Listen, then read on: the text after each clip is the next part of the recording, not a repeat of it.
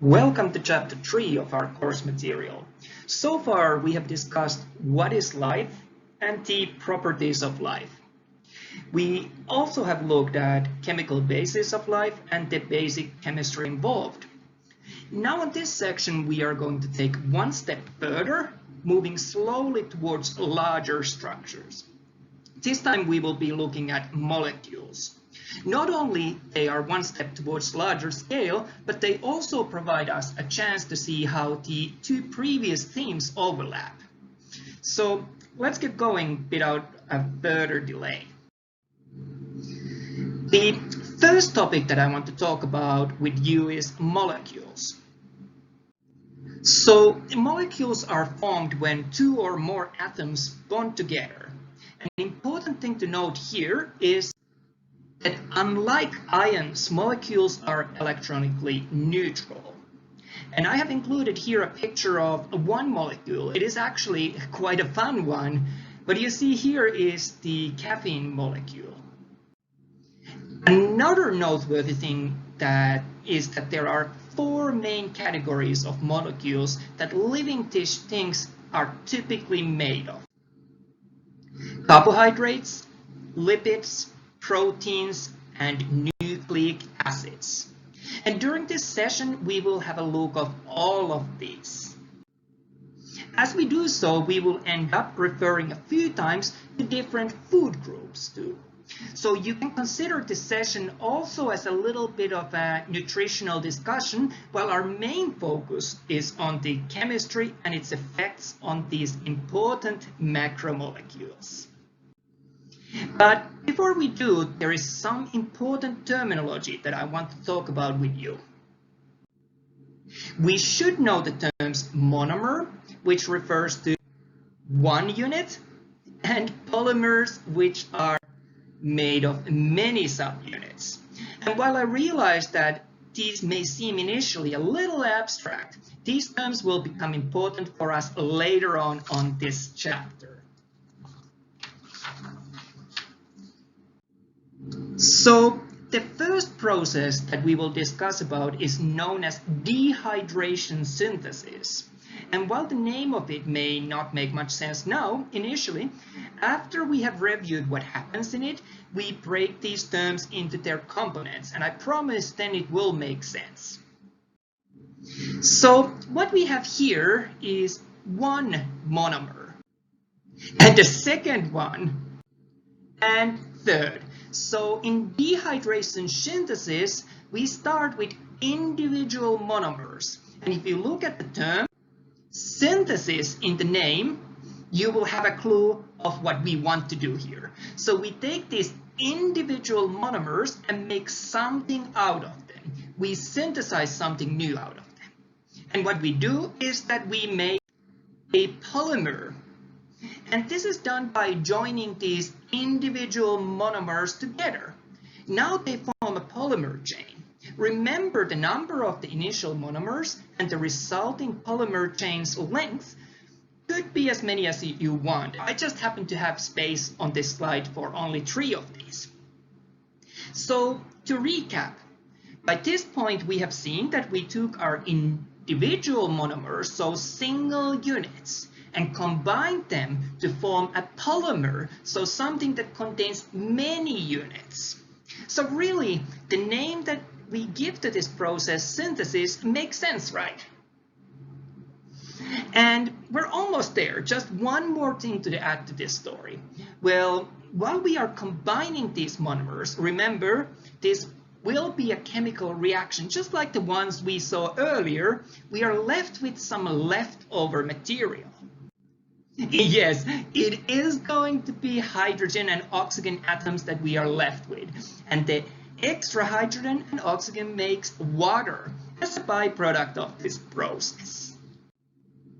So it is not unreasonable that we see this term hydration, which in this case refers to the water that we have produced as a byproduct of this process. And since it is going to be a waste product or a byproduct, or so something extra produced as a result of this chemical reaction, we add the term D in front of it. So I hope that this makes sense. In a dehydration synthesis, we take individual monomers and combine them together, so we get a polymer, and as a byproduct, we are left with water. So that was our first kind of reaction that I wanted to talk about. Let's look at a reverse process of this. In hydrolysis, we end up seeing an exact opposite or reverse to what we saw earlier on. Again, we will be looking at the process step by step, then explaining the terminology, which will hopefully give us a better understanding of the name of this process. So what we see here is that we first have a polymer, so something that is made of many parts. And in this process, we want to take that polymer and break it into many different smaller parts known as monomers, so single units. And this is where the term lysis comes in.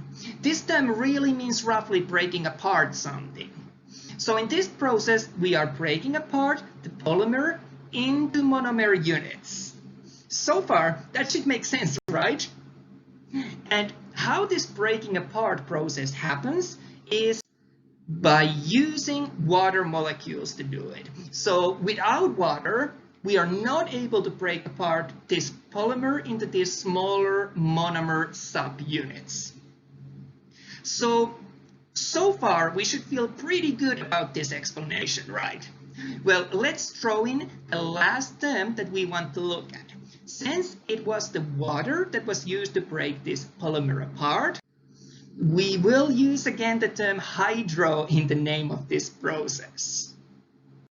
So there you have it. To recap, polymer is broken into monomers with the help of water molecules as something that breaks these bonds between the different units that make this polymer. I think that we have done a rather good job with describing these two processes. Well done, you. Really, I think that the take-home message here is that these processes can happen both ways. We can make bigger polymers or break them apart, or even something in between to get the desired number of units in a polymer. Well, the next thing that I want to discuss with you is that this can happen naturally, so just over time. In this case, it would be something that just happens, we cannot do anything about it. Let's use an example. And use an example of table sugar. The sugar cubes that you have to use with coffee, for example. Well, these are, in this example, are polymers made of many subunits. But it can be dissolved into water, in which process these subunits break apart into individual monomers. But this reaction can be also reversed by evaporating all of the water from this glass. Then we are left again with only the sugar polymers at the bottom of the glass. So see, this is a reversible reaction. We learned all about this in our last chapter. Okay, now let's move on to a new concept. So if we think of what happened in our previous example, where a chemical reaction goes from its reactants to its products, in this case sugar cubes that were solid, then getting dissolved into water. And we said that this was a naturally occurring reaction. It just happens over the time regardless of us. Say you put the sugar cubes in water, over time they will dissolve in it. So this would be a good example of a chemical reaction.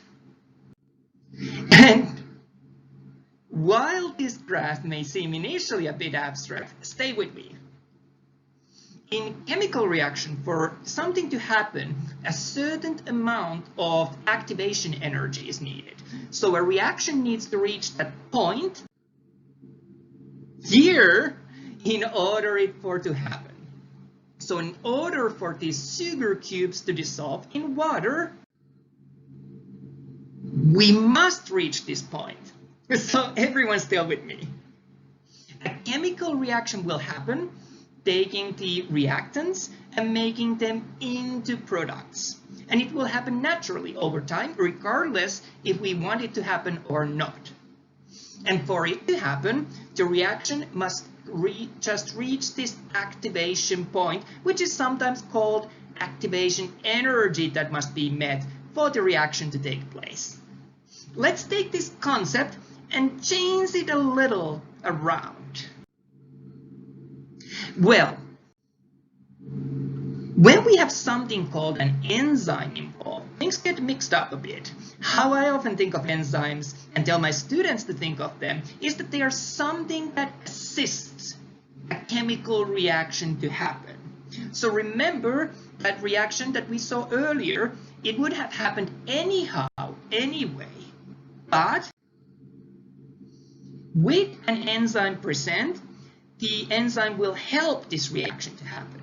And often many textbooks make a bit of an error here by cutting some corners, and they claim that enzymes accelerate reactions. And that can be the case, but it is not always the case.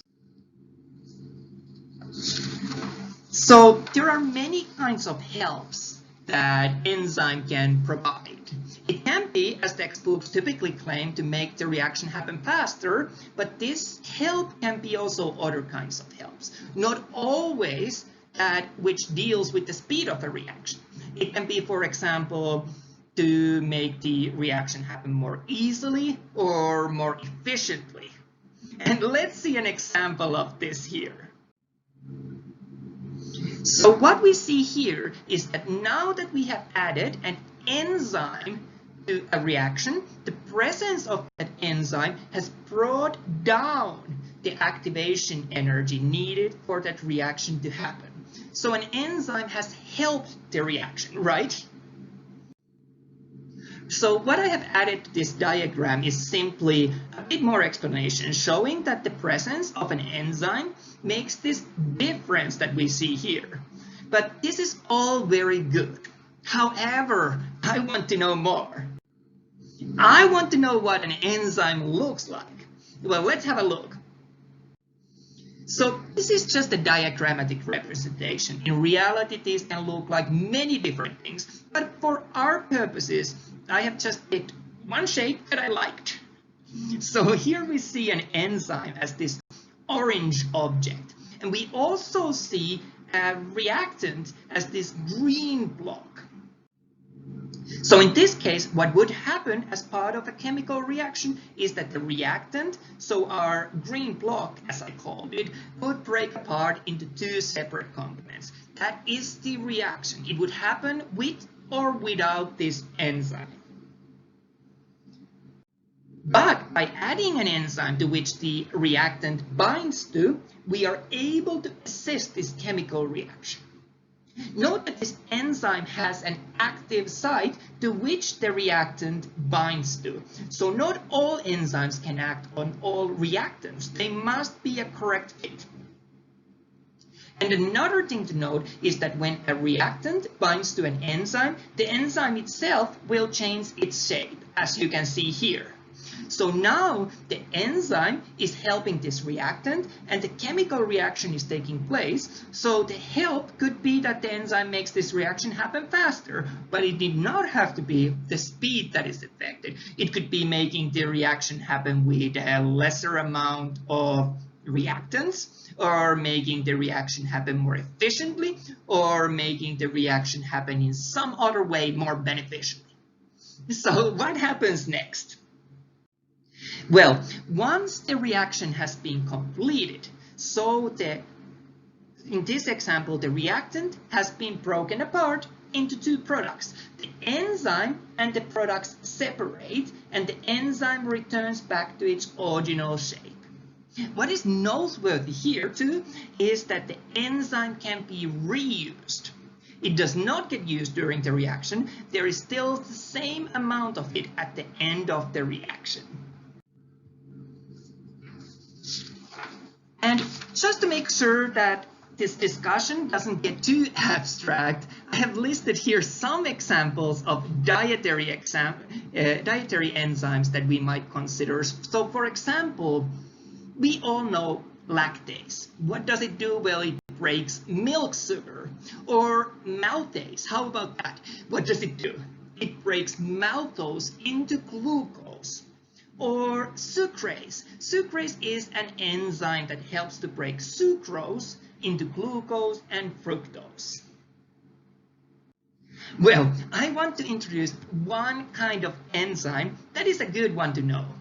Catalyst is, as I said, an example of one specific enzyme type, which helps to speed up the chemical reaction. Remember how I said that many textbooks make a mistake of claiming that this is what all enzymes do, and that was not the case.